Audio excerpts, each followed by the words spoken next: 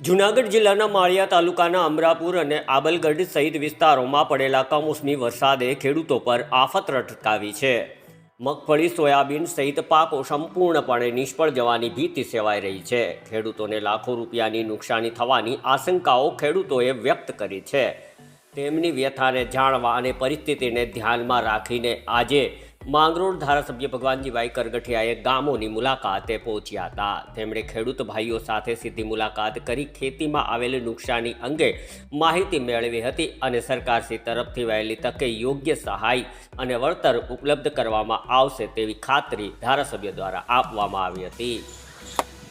છેલ્લા 3 દિવસથી સૌરાષ્ટ્ર અને ખાસ કરીને જૂનાગઢ જિલ્લામાં ભારે વરસાદને કારણે ખેડૂતોને ખૂબ જ નુકસાન ગયું છે, જેને અનુસંધાને આજરોજ હું મારા મત વિસ્તારના અમરાપુર ગામની મુલાકાત લીધી છે।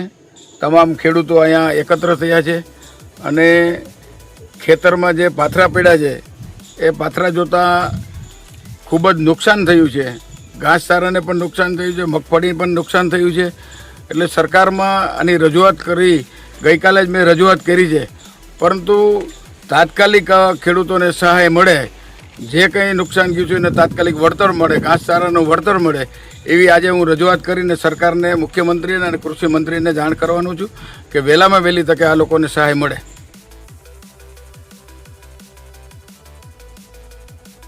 ખેડૂતોના જણાવ્યા મુજબ 100% પાક નિષ્ફળની ભીતિ સેવાઈ રહી છે, જેને કારણે ખેડૂતોના પરિવારજનોની આર્થિક સ્થિતિ ડગમગી રહી છે। તેઓ સરકાર દ્વારા વધુ સહાયની માંગણી કરી રહ્યા છે।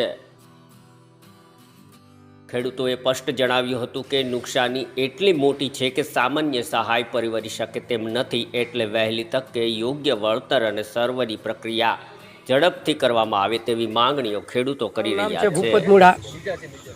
અને માળિયા તાલુકાના અમરાપુર ગામનો ખેડૂત છે।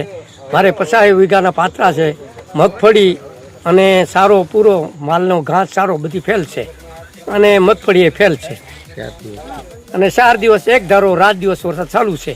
ખેતરમાં અંદર જઈ અગાય એવી કોઈ પરિસ્થિતિ નથી। એટલે હું તમને કહું છું, આ સારામાં સારી વળતર આપે ને સારામાં સારા ખેડૂતને થોડુંક પેકેટ વધુ જાહેર કરે ને એવી અમારી માંગ છે। મારું નામ વેલજીભાઈ ખીમાભાઈ કોદાવલા, ગામ અમરાપુર।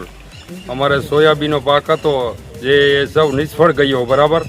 તો એના માટે કંઈ કાર્યવાહી થાય કે સરકાર અમને ચૂકવે, અને એની સાબિતી એમાં બધામાં આમાં છે જ બધી।